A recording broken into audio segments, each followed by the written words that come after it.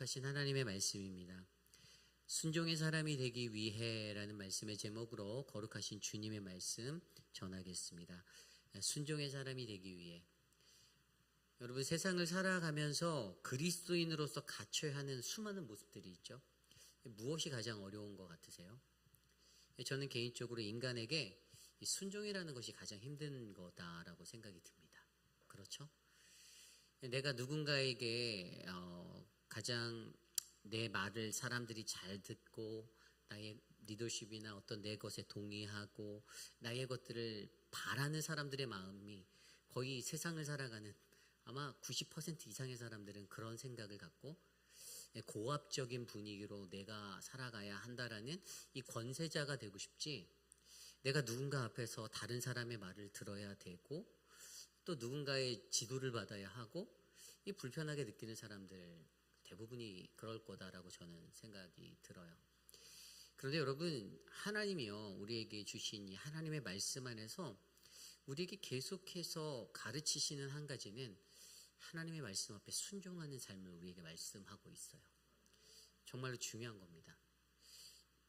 진정한 그리스도인의 향기가 나고 그리스도인의 삶의 자리에서 온전하게 서는 것은요, 사람의 말들을 잘 듣고 사람에게 호의를 얻고 이런 것이 아니라, 이것이 과연 하나님의 말씀 앞에서 내가 하나님의 말씀대로 순종하여 내 인생을 살아가고 있는 인생인지를 점검해 보는 것이 가장 중요한 우리들의 인생의 키포인트가 되지 않을까, 저는 그런 생각이 듭니다. 시편 105편 저자가, 우리가 이제 이 시편 말씀으로 넘어와서 월요일 날부터 시작된 그 말씀 속에서 보면 하나님은 신실하신 하나님이시다라고 105편 처음에 말씀하세요. 그 신실하신 하나님이 족장을 보호하시고 또 요셉을 단련하시고 존귀하게 하셔서, 그리고 오늘 말씀으로 이어져서 우리에게 행하시는, 애굽에서 행하시고 광야에서 행하시는, 그래서 그 하나님은 약속의 하나님, 언약의 하나님이다라는 것들을 우리에게 말씀해 주고 계시거든요. 이 시편 105편을 우리가 화요일날 새벽, 오늘 새벽에도 김준일 목사님과 서지현 목사님을 통해서 계속 들었고, 오늘 이 시편 105편을 마무리하며 저에게 주시는 하나님의 은혜의 말씀은 이스라엘의 역사 속에서, 이스라엘이 족장사잖아요. 족장사. 그들의 태동부터 시작해서 그들이 하나님의 광야에 나아간 그 자리까지 돌아보았을 때, 회상해 보았을 때 하나님은 여전히 그들에게 신실하시고 변함없으신 그 언약의 하나님 되신다라는 사실을 오늘 우리에게 말씀해 주고 있어요. 그런데 여러분, 그것에 대한 결론이 나와 있어요. 왜 하나님이 그러한 하나님이신가? 오늘 말씀 45절 마지막 구절에는요, 이렇게 나와 있어요. 이는 그들이 그의 율례를 지키고 그의 율법을 따르게 하려 하심이로다. 아멘.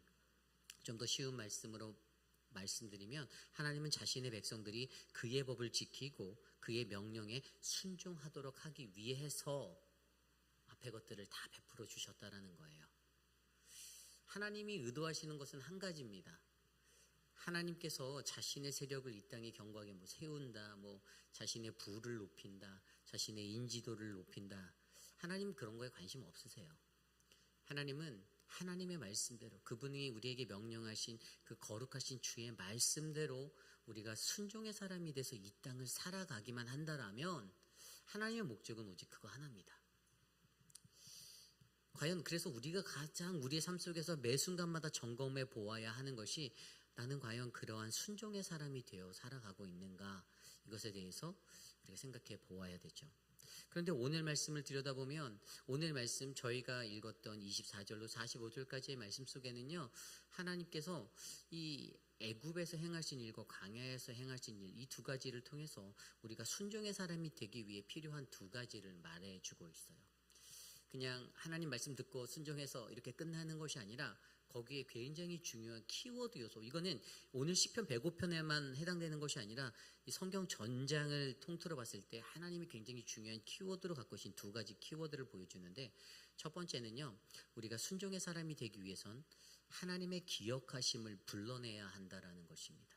하나님의 기억하심을 불러내야 한다. 좀 더 다른 말로 하면 우리의 부르짖음이 필요하다라는 말씀이에요. 여러분, 오늘 말씀에서 24절로부터 38절까지 보면 이것은 이스라엘에게 애굽에서 행하신 하나님에 대한 이야기죠. 이스라엘 백성들 24절에도 보면 뭐 오늘 말씀의 주제가 뭐 자기의 백성을 크게 번성하게 하시고 대적들을 강하게 하셨으며, 그러니까 번성하게 하신 하나님을 보여주세요. 24절에. 그리고 24절 후반부에는 강하게 하신 하나님. 그리고 그 뒤로 넘어가면요, 이 대적의 마음을 변하게 하셔서 자기의 백성의 심판의 도구로 사용하신 하나님, 25절에 나왔어요. 그 대적의 마음이 변하게 하여 그 백성을 미워하게 하셨다. 그리고 또 한 가지가 나와 있는 게 자기의 종들을 자기 종들을 교활하게 다루게 하셨다라는 25절 후반부에 또 이야기가 나오죠. 그리고 이것이 여기서 멈춰주는 것이 아니라 그 다음에도 어떠한 이야기가 있습니까? 자기의 종 모세와 아론을 보내주셔서 표적을 보이시고 기적을 행하신 하나님이 26절로 27절까지 이야기에 나와 있어요. 그러니까 하나님이 애굽 땅에서 그러한 것들을 행하셨는데 과연 하나님께서 왜 이것들을 행하셨는가? 여러분, 이스라엘에게 애굽이란 무엇이었습니까? 여러분, 이스라엘 백성은 애굽에서 노예였어요. 노예입니다. 그들은 뭐 자신들에게 어떤 신분적인 포지셔닝이 좀 더 높은 자리에 있어서 편안하게 살고 그런 자들이 아니라 그냥 애굽 사람들에 의해서 활용당하고 무거운 짐을 지어서 노역을 감당해야 했던, 자유가 없는 고난의 삶을 살았던 자리입니다. 노예란 어떤 사람이죠? 노예는요, 어떤 힘에 의해 지배되는 사람이죠. 애굽 사람들이 그곳에서 성경에 보면 400년, 또 어떤 것은 420년, 어쨌든 400년 이상의 시간을 그들은 노예로 살았던 흔적이 남아져 있던 자들이었어요. 쉽게 말해서 이 이스라엘에게 애굽이라는 장소는요, 여러분 속박의 자리예요. 속박의 자리. 누군가의 권세에 눌려 있는 거예요. 지금은 저와 여러분 우리가 하고 싶은 대로 마음대로 하고 살잖아요. 여러분들 뭐 먹고 싶은 거 있으면 내가 원하는 음식을 셀렉해서 먹으러 가고 자유롭게 하시죠. 그런데 노예들이 그렇게 할 수 있었을까요? 못했어요. 예배하고 싶다고 예배할 수 있었을까요? 그 자유도 없었어요. 그러한 삶을 살았던 그들. 그런데 여러분, 그들이 이 애굽 땅에서 이 노예였던 삶에 해방되어지는 그 자리가 그냥 일어났을까요? 그냥 일어나지 않았다라는 거예요. 성경 보면요, 출애굽기가 시작해서 출애굽기 2장 쪽에 보면 그 요셉의 이야기로부터 이렇게 해서 창세기에서 넘어와서 이제 노예의 삶으로 1장에 바로 바뀌어 버렸잖아요. 그냥 장면이 창세기에서 출애굽기로 넘어갈 때 그냥 확 씬이 바뀌어 버렸어요. 갑자기 암울해졌어요. 요셉으로 잘 마무리됐고 50장에서 마무리가 잘 됐다가 갑자기 노예의 환경으로 확 바뀌어 있는 것들을 보게 하는데, 여러분 그때 이 출애굽기 2장의 말씀을 들여다보면 거기에 뭐라고 나와 있었냐면요, 출애굽기 2장 말씀에 이렇게 나와 있어요. 하나님께서 그들의 여러 해 후에, 제가 읽어드린 출애굽기 2장 23절 25절인데요 여러 해 후에 애굽 왕은 죽었고 이스라엘 자손은 고된 노동으로 말미암아 탄식하며 부르짖으니 그 고된 노동으로 말미암아 부르짖는 소리가 하나님께 상달된지라. 24절입니다. 하나님이 그들의 고통 소리를 들으시고 하나님이 아브라함과 이삭과 야곱에게 세운 그 언약을 기억하사 하나님이 이 이스라엘 자손들을 돌보셨고 하나님이 그들을 기억하셨더라. 아멘. 이들이 애굽 땅에서 벗어날 수 있는 시작점에는요, 분명히 그들의 부르짖음, 신음소리가 있었다는 거예요. 굉장히 중요한 거예요. 여러분, 오늘 이 말씀, 우리가 읽었던 시편 105편 말씀 42절에도요, 이는 그의 거룩한 말씀과 그의 종 아브라함을 기억하셨음이로다. 애굽에서 행하시고 광야에서 행하시고 족장사를 보호하셨고 요셉을 단련하시고 존귀케 하셨고, 이 모든 것들이 뭐라고요? 하나님이 그의 거룩한 말씀. 근데 영어 성경에 보면 His Holy Promise라고 되어 있어요. 그러니까 말씀이 약속이라는 거예요. 하나님의 약속, 언약을 기억하셨고 그의 종 아브라함을 기억하셨다. 아브라함과 맺은 언약을 기억했다라는 뜻이죠. 하나님의 언약, 약속을 그들과 그의 선택받은 백성과 약속한 것을 기억하셨기 때문에 하나님이 이 모든 것들을 그들에게 행하셨는데, 그것이 그냥 내려오진 게 아니라 애굽에서 행하신 하나님을 바라보면 분명히 하나님을 향하여 그들의 신음소리를 내고 하나님께 부르짖었던 그 부르짖음의 자리가 있어서 하나님, 우리의 여호와 하나님이 이스라엘 자손을 돌보셨고 그들을 기억해 주셨다라고, 아까 24절처럼 그들의 고통소리를 들으시고 하나님이 아브라함과 이삭과 야곱에게 세운 그 언약을 기억해 주셨다라고 설명하고 있습니다. 여러분, 그렇습니다. 우리가 순종의 사람이 되기 위해서 가장 중요한 한 가지는 우리는 하나님 앞에서 부르짖는 인생이 되셔야만 합니다. 여러분, 하루에 얼마나 하나님 앞에 기도하세요?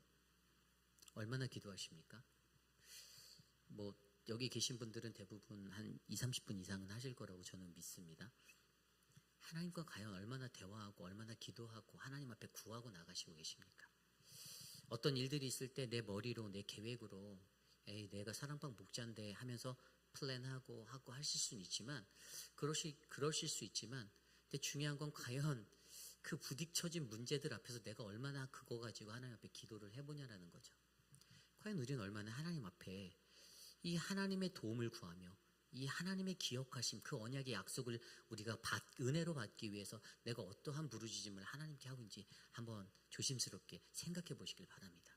아까 읽었던 말씀 9절 24절부터 38절까지 보면 10가지 재앙들 다 나왔잖아요. 표적을 보여주고 기적을 행해서 10가지 그러니까 시간 순으로 그것들을 다 말하시면서 그런데도 그들이 그것들을 듣지 않고 그것들을 믿지 않고 그들은 그냥 자신의 삶에 주어진 대로 그냥 그렇게 살았다라는 거예요. 그런데도 하나님께서는요 분명히 하나님의 때에 적시에 어떻게 하셨나요? 그 결과로 37절 38절에 마침내 그들을 인도하여 우리 하나님은 그러한 하나님이세요. 우리가 부르짖기만 하면 우리가 간구하기만 하면 어떠한 우리의 삶의 어려운 자리에서든지 어떠한 환경에서든지 우리를 반드시 구원하여 주시는 인도하여 내시는 하나님이심을 믿으셔야만 합니다. 여러분 그러한 하나님이 오늘 저와 여러분들에게도 말씀하시는 거예요. 과연 400년, 420년 정말 짧은 시간이 아닌 이 시간을 보낸 이스라엘, 애굽의 시간. 그런데 하나님이 그곳에서도 420년이라는 시간 속에서도 하나님은 그들에게는 왜 하나님이 응답이 없지? 하나님 살아계시는 거야? 라고 의심을 던지며 1세대가 죽어가고 또 다른 세대가 죽어갔더라도 하나님은 결국에 마침내 그들을 인도하여 내셔서 그 기다림의 끝에 하나님의 때에 이루시는 하나님을 이심을 저와 여러분들이 믿으시고 그리고 저와 여러분들 우리 안에서 하나님의 그 기억하심 언약에 관한 기억하심을 불러내기 위한 우리들의 기도가 부르짖음이 끊어지지 않기를 부탁드립니다. 기도보다 성령보다 앞서지 마십시오. 기도 먼저 하시고 기도도 안 해보시고 내 감정에 안 맞는다고 이거 하지마 저거 하지마 이게 아니고요. 그러니까 가장 중요한 기준이 뭔지 아세요? 하나님의 말씀이 말씀 하나님의 말씀에서 뭐라고 했는지 말씀대로 내가 가고 있는지 이건 뭐 리더라고 해서 리더십으로서 여러분 제가 만약에 그 권한을 가지고 있다고 막 하면서 무조건 이렇게 따라오세요. 물론 그렇게 느끼시는 분들도 있겠죠. 왜 어떤 분들이 그렇게 느끼는 줄 아세요? 내 생각과 다를 때 그렇게 느끼십니다. 그런데 그게 내 생각이지 하나님의 뜻이 무엇인지는 먼저 구해보셔야죠.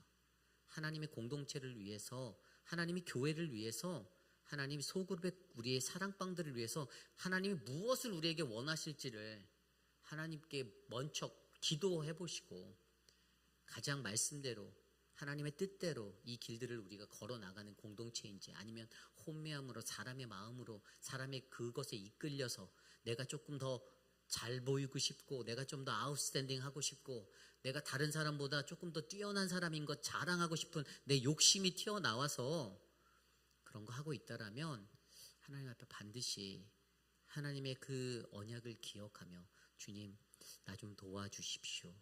하나님 내가 주님 앞에 서겠습니다. 주님의 행하심이 내 안에 주의 말씀의 능력으로 임하도록 하옵소서라고 간구하는 우리 모두가 되시기를 간절히 부탁드립니다. 이것이 오늘 말씀의 첫 번째 순종의 사람이 되기 위하여 바로 우리는 하나님의 그 언약의 기억하심을 불러내야 한다입니다. 오늘 마지막으로 두 번째 순종의 사람이 되기 위해 두 번째는요 바로 하나님의 광야의 시간을 반드시 지나야 한다입니다. 좀 더 다른 말로 하면 우리에게 광야에서 만난 하나님이 나에게 있는가를 점검하라 해요. 광야에서 만난 하나님이 나에게 있는가. 여러분 광야라는 곳 오늘 말씀 39절과 41절 그 이후의 말씀에 뭐라고 나왔냐면요. 여호와께서 낮에는 구름을 펴사 덮개를 삼으시고 밤에는 불로 밝히셨으며 그들이 구한즉 메추라기를 가져오시고 또 하늘의 양식으로 그들을 만족하게 하셨도다. 반석을 여신즉 물이 흘러나와 마른 땅에 강같이 흘렀으니. 아멘. 하나님이 첫 번째로 구름기둥과 불기둥으로 일하셨죠. 광야의 40년의 시간이에요. 구름기둥으로 햇볕을 막아주셨습니다. 불기둥으로 어두움의 갈 길을 밝혀주셨어요. 그리고 그들이 배고파서 부하였더니 매출하기를 보내주셔서 하늘의 양식으로 그들에게 배를 채워주셨어요. 근데 단순히 그것만 먹이신 게 아니에요. 하늘의 양식이라 말하면 그냥 하나님이 주신 어떤 고깃덩어리를 먹은 게 아니라 그냥 하나님의 말씀이 그들에게 임하도록 하나님이 계속 말씀하여 주셨다는 거예요. 그리고 41절에 나온 대로 반석을 여셔서 물이 흘러나왔다는 거예요. 생수와 같은 생명의 물을 반석에서 내셨어요. 물론 이 광야의 시간 속에 우리가 기억하고 있는 무리바의 사건을 통해서 사실은 이스라엘이 대적함으로 말미암아 하나님의 거역함으로 말미암아 이 모세 또한 또 진노해서 이제 사실 모세까지도 하나님의 그 약속의 땅에 가지 못하는 그 위기를 맞긴 했지만 그럼에도 불구하고 하나님은요 이 광야의 시간을 통해서 그들을 보호하시고 그들을 지켜주시고 그리고 그들에게 하나님의 은혜를 계속해서 불러넣어 주셨다는 거예요. 그런데 이렇게 하신 이유가 단 한 가지죠. 뭐라고 생각하십니까? 하나님이 왜 우리에게 광야의 시간을 듣게 하셨을까? 그것은 단 한 가지입니다. 하나님께서는요 우리 인생을 광야로 내모세요. 자꾸만 내보내세요. 이게 어떻게 하냐고요? 예수님도 광야로 쫓겨났거든요. 예수님께서도 마가복음 1장에 보면 성령이 곧 예수를 광야로 몰아낸지라 시험 당하러 가셨잖아요. 그죠? 기억나십니까? 하나님은 우리의 삶 가운데 늘 우리가 편하게 가만히 있는 것을 안 보신다라는 거예요. 날마다 나에게는 또 다른 시험과 또 다른 시험과 시험의 연속으로 우리의 삶에 찾아오게 돼 있어요. 저도 목회를 하면서 목회가 평안하고 늘 마음에 피스풀해서 요동치지 않아서 말씀 묵상도 잘 되고 기도도 잘 되고 이러면 좋은데 그렇지 못할 때가 많이 있거든요. 하나를 지나가면 또 다른 무언가가 그리고 또 다른 하나가 지나가기 전에는 어떤 생각이 먼저 들면 이거 지나면 또 뭐가 올까라는 생각이 그런 생각이 들 정도로 시험과 고난의 연속. 그런데 하나님이 왜 우리를 그렇게 모시는가? 예수님에게 분명히 세례를 주시며 베푸시면서 세례요한을 통해서 너는 내 사랑하는 아들이다 라고 말씀하신 그 하나님께서 그를 시험의 광야로 모셨다라는 거예요. 왜죠? 미워서요? 싫어서요? 혼 좀 나봐라? 아니죠. 하나님은 그의 아들 예수 그리스도가 그분이 그 시험을 능히 감당하고 이겨낼 그 시험을 이길 자이심을 알고 계셨어요. 그런데 저와 여러분도 마찬가지인 거예요. 우리의 인생도 이스라엘도 마찬가지예요. 하나님이 광야로 계속 내모신 이유는 아직 레디가 안 됐다는 거예요. 너 아직 준비 안 됐어. 너 아직도 엄청 부족한. 근데 자기는 몰라요. 나 뭐가 부족하냐는 거예요. 나 노예로 살고 400년 동안 고생하던 그들을 그렇게 신음소리 듣고 건져내 줬는데도 광야 나와서 했던 말이 뭐죠? 야, 내가 저기 있었으면 지금 쌍추에다가 쌈 싸먹고 있을 텐데 이게 뭐야 지금 이러고 있었다니까요. 광야에서 목마르다고 모세한테 소리 지르고 그랬다니까요. 이게 인간이에요. 그 광야로 내모시는 이유는 하나님께서는 분명히 이 광야의 시간을 통해서 저와 여러분 우리 모두를 하나님의 백성을 훈련시키기 위하심이라는 것을 기억하셔야 됩니다. 광야의 시간 없이 저 높은 자리로 내가 쉽게 올라갈 수 있다고 생각하시면 오산이에요. 내가 고난당한 만큼 아픔을 당한 만큼 성숙해지는 법이에요. 그러한 인생이 저와 여러분들의 인생이 돼야 한다는 것을 하나님 우리에게 계속 가르치신 거예요. 그런데 여러분 광야의 가장 핵심적인 것이 뭐죠? 제가 예전에 한번 이 광야라는 것에 대해서 설명을 드린 적이 있어요. 그럼 광야의 그 히브리어가 어떤 건지 아십니까? 미드바르 이렇게 제가 말씀드렸는데 미 플러스 디바르, 드바르가 아니라 다바르예요. 다바르. 말씀, 하나님의 성취될 말씀. 미라는 것은요 어떤 장소적인 것들 표현할 때 붙는 단어예요. 그러면 미다바라면 그 자리는 하나님의 이루어지는 말씀이 선포되어 있는 곳이에요. 있는 땅. 광야에 하나님의 말씀이 있다라는 거예요. 광야 속에서 하나님이 우리에게 계속 말씀해 주시는데 하나님이 원하시는 것은 아까 제가 결론으로 말씀드렸던 우리에게 순종의 사람이 되게 하려고 계속 말씀하시는데 그 말씀이 쏟아져도 한 귀로 듣고 한 귀로 흘려버리고 한 귀로 듣고 이게 가슴으로 내려와 이해가 머리를 거쳐 가슴으로 내려와 이해가 돼야 되는데 그냥 문자적인 것 안에서 머리에만 머물고 가슴까지 내려오지 않고 그런 인생을 살다 보니 어떻게 되는 겁니까? 광야라는 하나님의 말씀을 듣고 순종을 배우는 그 삶의 자리가 결국에는 그것들이 소화되지 않고 훈련되지 않는 자리에서는 계속해서 넘어지면 연속이 된다라는 것. 그래서 오늘 우리에게 말씀하신 이스라엘에게 광야란, 하나님께서 그렇게 건져주셨으면 끝내면 되는데 왜 하나님이 그들을 광야로 내보내셔서 40년을 시간을 더 헤매게 만들고 더 힘들게 만들었나? 단 하나예요. 결국에 하나님의 광야라는 그 훈련의 학교를 통해서 그들을 올바르게 훈련시켜서 하나님의 그 선명한 말씀에 민감하게 반응하고 움직일 수 있는 믿음의 사람이 되게 만들기 위해서 하나님은 그들을 광야의 시간으로 이끄셨다라는 거예요. 그리고 광야에서 행하셨죠. 하나님께서 하신 그 행하심을 통해 하나님의 보호하심을 경험하게 되며, 그래 주님이 날 지켜주시니 두려워하지 말자. 내가 하나님만 순종하면, 그 말씀만 순종하면 하나님 날 다 지켜주실 거야라는 이 믿음을 갖게 하신다라는 거죠. 여러분, 저와 여러분들에게 그러한 은혜가 있기를 간절히 기도합니다.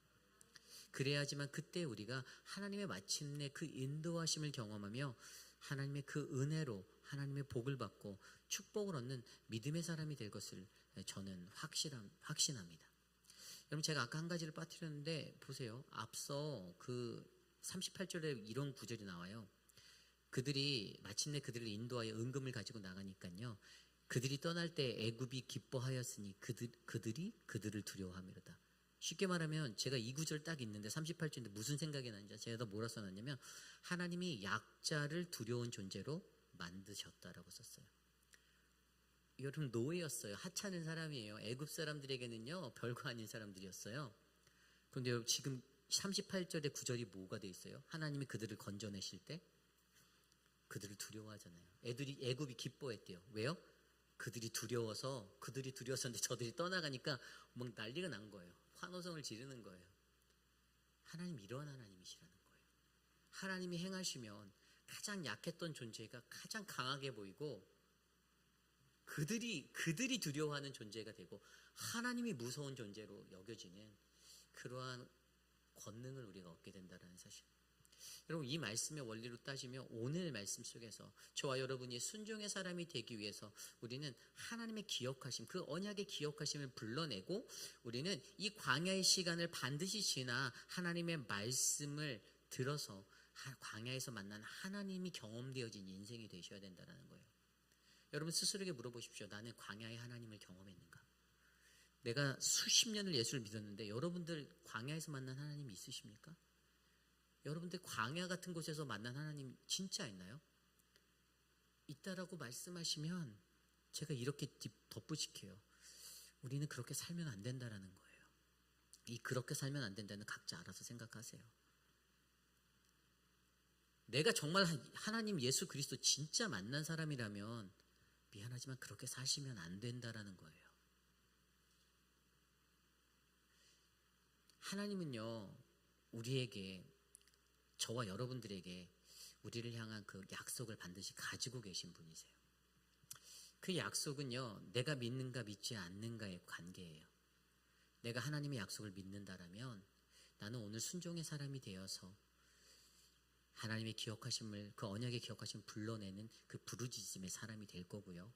무릎 꿇어 하나님 앞에 엎드려 나아가는 인생이 될 겁니다. 그리고 그것을 아는 인생이 된다라면 우리는 반드시 하나님의 말씀을 통해서 광야의 시간 속에서 나를 만나주신 그 하나님을 내 가슴에 품고 살아가는 믿음의 인생들이 될 줄 믿습니다. 오늘 그러한 마음으로 이 말씀 가운데 함께 우리가 좀 기도했으면 좋겠는데요. 오늘 우리에게 주신 이 말씀 속에서 여러분, 하나님은 우리에게 여전히 행하시는 하나님이십니다. 그런데 그분이 행하시는 이유는 다른 게 아니에요. 그분의 목적은 하나예요. 우리를 순종의 사람으로 만들려고. 하나님 다른 목적 갖고 계시지 않으세요. 하나님이 오늘 여러분들에게 무언가를 보이시고 무언가 행하신다라면 여러분, 그것은요 진짜 딱 하나입니다. 하나님은 저와 여러분들이 그냥 순종하는 그 인생이 되기를 원하는 거예요. 하나님의 말씀에, 목사의 말에 아니요, 사람의 장로의 말에 아니요. 물론 저희들 말에도 리스펙트 해주세요. 제가 말씀드렸잖아요. 이거 그런 문자적인 원리로 접근하면 그래? 그럼 목사 얘기는 안 들어도 돼. 그게 아니죠. 목사는 하나님이 영권을 주셔서 저를 세우시고 기름 부어서 인도하신 여러분들의 영적 리더라는 것들을 여러분들이 인정해야죠. 기본이에요. 그렇기 때문에 여러분, 우리 교회의 리더십들을 향해서, 우리 교회의 목회자들을 향해서, 이분 전도사님들까지 각 사역자들을 위해서 여러분들의 생각보다 하나님의 뜻이 더 크고 하나님의 계획이 더 깊기 때문에 저들을 들어 사용하시는 그 하나님을 믿고 시무 장로님들에게 수고한다. 사랑방 목자들에게 수고한다. 그리고 반대로 사랑방 목자들도 내 사랑방 목원들이 무엇을 원하고 그것이 말씀에 벗어난 것이 아니라면 함께 마음을 합하고 하나님의 뜻에 맞게 서로 배려하고 이해하고 그렇게 넘어가서 그렇게 사랑하는, 그게 진정한 공동체. 여러분 생각해 보십시오. 제가 목회를 하면서, 제가 여러분들과 목회를 하고 우리 회의비라는 장로교를 이끌어 가는데 그냥 1부터 100까지 다 제가 원하는 거 다 한다고 생각해 보세요. 두 글자로 독재예요. 독재. 그죠? 근데 여러분, 저는요 새벽마다 나서 하나님께 기도해요. 하나님한테 물어봐요. 하나님, 내가 이 길을 어떻게 가야 합니까? 하나님 말씀에 벗어나면 이종사촌 사돈의 8촌이라도 안 되는 거예요. 그건 하나님이 안 된다라고 하는 거예요. 안 되는 거예요. 제 아내가 와도 안 돼요. 그건 명백해요. 하지만 하나님의 뜻이라면 딱딱해서 부러지기 쉬운 메마른 나무가지가 되기보다는 그것이 하나님의 말씀에 맞는다라면 우리 삶 안에 있는 그것을 더 넓혀서, 내 지경을 넓혀서, 내 폭을 넓혀서 하나님의 말씀 안에서 거룩하게 하나 되는 아름다운 공동체가 저는 우리 교회가 되기를 간절히 소망합니다. 그러한 마음을 함께 기도하겠습니다. 오늘 주신 말씀 안에